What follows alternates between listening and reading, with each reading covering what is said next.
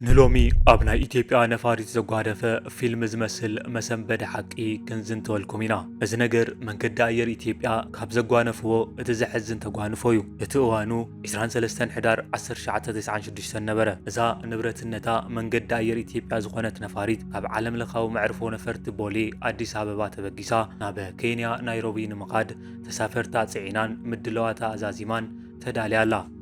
ድሕሪ ኬንያ ናብ ኮንጎ ብራዛቪል ካብኡ ድማ ናብ ናይጄርያ ሌጎስ ክትበርር እያ። እዛ ነፋሪት ብካፒቴን ልዑል ኣባተን ተሓጋጋዚ ፓይለት ዮሃንስ ሞክርያንያ ትዝወር ዘላ 163 ተሳፈርትን 12 ናይታ ነፋሪት ሰራሕተኛታትን ሒዛ ድማ ተበገሰት። እዛ ነፋሪት ካብ ናይ ኢትዮጵያ ኣየር ክልል ከይወፀት ኣስታት 20 ደቓይቕ ምስ ተጓዓዘት ግና ሓደ ሰብ ተላዒሉ ናብታ ናይ ፓይለት ክፍሊ ኸደ።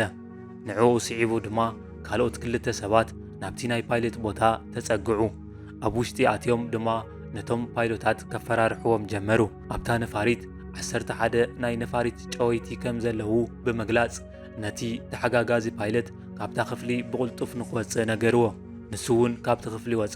እቶም ኸተርቲ ምስቲ ፓይለት ጥራሕ ኣብታ ክፍሊ ተረፉ። ንካፒቴን ልዑል ኣባተ ንመበል ሳልሳይ ግዜ እዩ ኸተርቲ ዝረኽብዎ ዘለዉ። እቲ ናብ ኬንያ ዝወስድ ኣንፈት ገዲፉ ናብ ኣውስትራልያ ንኽኸይድ እውን ኣዘዝዎ። እዛ ነፋሪት ናብ ኣውስትራልያ ዘብጽሕ እኹል ነዳዲ ከም ዘይብላ ነዳዲ ንምምላእ ኬንያ ሞምባሳ ክዓርፉ ግድን ከም ዝኾነ ሓበረሎም። እዚ ግና ነቶም ኸተርቲ ክወሓጠሎም ኣይከኣለን።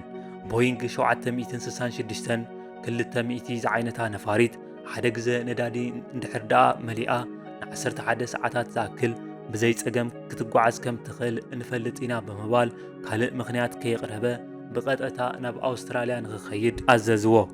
እዛ ነፋሪት ናብ ኬንያ ጥራሕ ዘብጽሕ ነዳዲ መሊኣ ከም ዝተበገሰትን ይትረፍዶ ናብ ኣውስትራልያስ ርብዒ መገዲ እኳ ክተኽዶም ከም ዘይትኽእልን ደጊሙ ገለጸሎም። ስለዘይኣመንዎ ክንደይ ነዳዲ ከም ዘለዋ ዘርኢ መዐቀኒ ጌጅ ብምርኣይ ንኸረድኦም ፈተነ። ጀካ ናይ ነዳዲ ጸገም ካሊእ ዝበልዎ ነገር ከም ዝገብረሎም እውን ቃል ኣተወሎም። እቶም ኸተርቲ ብናቱ ሓሳብ ኣይተስማዕምዑን። ካፕቴን ልዑል ነታ ነፋሪት ናብ ሓደ ገማገም ባሕሪ ክዘውራ ጀመረ። ካብቶም ኸተርቲ እቲ ሓደ እቲ ነገር ቃሕ ስለ ዘይበሎ ነቲ ፓይለት ከፈራርሑ ጀሚሮ ኣሎ። መማረፂ ዘይነበሮ ፓይለት ኣብ ህንዲ ውቅያኖስን ኣብ መንጎ ማዳጋስካር ኣፍሪቃን ናብ እትርከብ ኮሞርስ ክጓዓዝ ጀመረ። እንዳኸደ ከሎ ግና ነዳዲ ወዲኣ ከም ዘላ ነቶም ኸተርቲ ብተደጋጋሚ ይዛረቦም ኣሎ እዩ። ንሶም ግና ምስኡ ክስማዕምዑ ይደለዩን።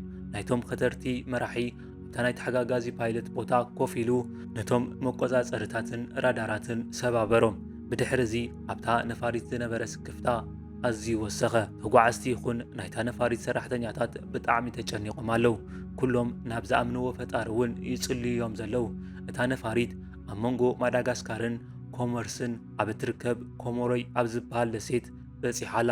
ኣብቲ ከባቢ ሞሮኒ ዝተባህለ መዕርፎ ነፈርቲ ኣሎ።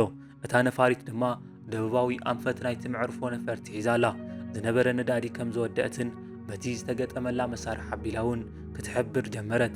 እታ ዝነበረት ብሕታዊት መማረፂ እታ ነፋሪት ከም ገለ ጌርኻ ንኽትዓልብ ምግባር ጥራሕ እዩ። ኮይኑ ግና እታ ነፋሪት ነዳዲ መወዳኣ ነቶም ኸተርቲ ዘገደሶም ኣይመስልን። ካብታ ዘላታ ብራኸ ዋላ ሓንቲ ሜትር ከየትሕታ እውን ከፈራርሕዎ ጀመሩ። 2 ሰዓትን 40 ደቓይቕን ምስ ተጓዓዙ ግና ሓደ ዘሰንብድ ነገር ተፈጥረ። ናይታ ነፋሪት የማናይ ሞተር ክነድድ ጀመረ። እዚ ዝረኣይ ካፒቴን እቲ ዝተፈጠረ ዘሎ ጸገም ሓደገኛ ከም ዝኾነ ነቲ ሓላፊ ብተደጋጋሚ ከረድኦ ፈተነ። ሕጂ ናይታ ነፋሪት ኩነታት ቁሩብ ከጨንቆ ዝጀመረ ናይቶም ኸተርቲ ሓላፊ ምስ ክልተ ብጾቱ ክመኻኸር ጀመረ። እዛ ንእሽተን ግዜ ድማ እቲ ካፒቴን ንተጓዓዝቱ መልእኽቲ ንኸመሓላልፍ ሓሪፍ ቦታ ፈጠረሉ። ክቡራት ተጓዓዝቲ፣ ፓይለት ልዑል ኣባተ እየ። እዛ ነፋሪት ነዳዲ ወዲኣ ኣላ። እቲ ሓደ ሞተራ እውን ተበላሽዩ ኣሎ። እዛ ነፋሪት ዘለዋ መማረፂ ኣብ ምድሪ ምዕላብ ጥራሕ እዩ ብምባል እታ ነፋሪት ከም ዝተጨወየት እውን ወሲኹ ሓበረሎም። እዚ ዝሰምዐ ናይቶም ኸተርቲ ሓላፊ ብቕልጡፍ ናብቲ ካፒቴን ቦታ ብምኻድ ነቲ ማይ ከሕደጎ። ድሕሪኡ ኣብቲ ናይ ተሓጋጋዚ ፓይለት ኮፍ መበሊ ኮፍ ኢሉ ከም ኣመሉ ክእዝዞ ጀመረ። ኣብ ቀረቦኦም ኣብ ዝርከብ መዕርፎ ነፈርቲ ዓሊቦም ነዳዲ መሊኦም ክብገሱ እንተተዛረቦ እኳ ንሳቶም ግና እዛ ነፋሪት ንሕና ኣብ ዘይደለናዮ ቦታ ካብ ተዓልብ ሞት ይሐሸና ኢሎም መለስሉ። እሞ ንስኻትኩም ክትሞቱ ትደልዩ እንተ ደኣ ኮይንኩም ስለምንታይ እዚ ኩሉ ተሳፋሪ ንኽመውት ምኽንያት ትኾኑ ክብል ድማ ሓተቶም። ዘረባ ኣይተብዝሕ ዝበልናካ ግበር ታሪክ ሰሪሕና ኢና ክንመውት ንደሊ በልዎ። ካፕቴን ልዑል ኣባተ ነታ ነፋሪት ብናህሪ ክትከይድ ኣይደልየን። እቶም ኸተርቲ ግና ባዕሎም ነቲ መቆፃፀሪታት ክጠዋውቅዎ ስለ ዝጀመሩ እታ ነፋሪት ብናህሪ ክትጓዓዝ ጀመረት። እዚ ድማ ናይቲ ካፕቴን ስራሕ ከቢድ ገበሮ ብዝግባእ ንክቆፃፀራ እንዳተፀገመ መፀ። ድሕሪ ብዙሕ ፃዕሪ ግን ክቆፃፀራ ከኣለ። እንተኾነ ግን እታ ተሪፋታ ዝነበረት ፀጋመይቲ ሞተራ እውን ተበላሸወት። ናይታ ነፋሪት መማረፂ ድማ ምሕምሻሽ ጥራሕ ኮነ። ናይ ኣቪዬሽን ዓለም ክሳብ ሕጂ ብጅግንነት ዝዝክሮ ካፕቴን ልዑል ኣባተ ተስፋ ከይቆረፀ ፃዕሪ ምግባሩ ቀፀለ። ንተሳፈርቱ ንምድሓን ምእንቲ ድማ ኣብ ቀረብኦም ኣብ ዘሎ መዕርፎ ነፈርቲ ንክኸይድ ወሰነ። እዚ ንምግባር እንትፍትን ግና ምስቶም 3 ኸተርቱ ቃልሲ ገጠመ። ብሰንኪ እቲ ቃልሲ ድማ ነቲ መዕርፎ ነፈርቲ እስሒትዎ ኸደ። ምስኦም እንዳተቃለሰ ግና ስርሑ ደው ኣየበለን። ካሊእ መማረፂ ስለ ዘይነበሮ ኣብ ኮሜርስ ደሴት ብዙሕ ብራኸ ኣብ ዘይብሉ ማያዊ ኣካል ንኽኣቱ ተገደደ።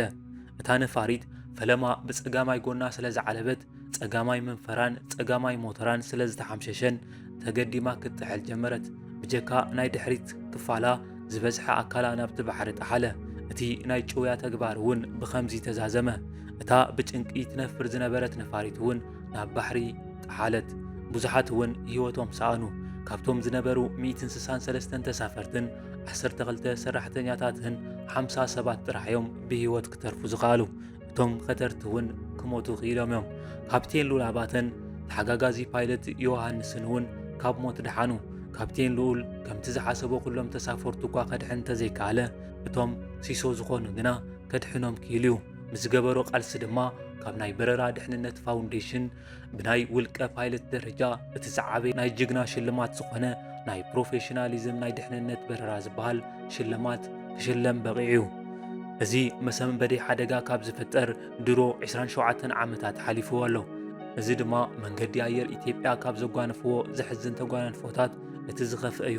ፍትዋት ቤተሰብ ናይዚ ቻናል ንዓና መሪፅኩም ክሳብ መወዳእታ ዝመደብ ሓቢርኩምና ስለ ዝፀናሕኩም ካብ ልቢ ክነመስግነኩም ንደሊ።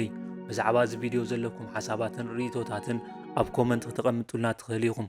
ኣብ ቀጻሊ ምእንታን ክንራኸብ ቻናልና ሳብስክራይብ ምግባርኩም ኣረጋግፁ። ንሎሚ ኣብዚ ወዲና ኣለና። ሰላም።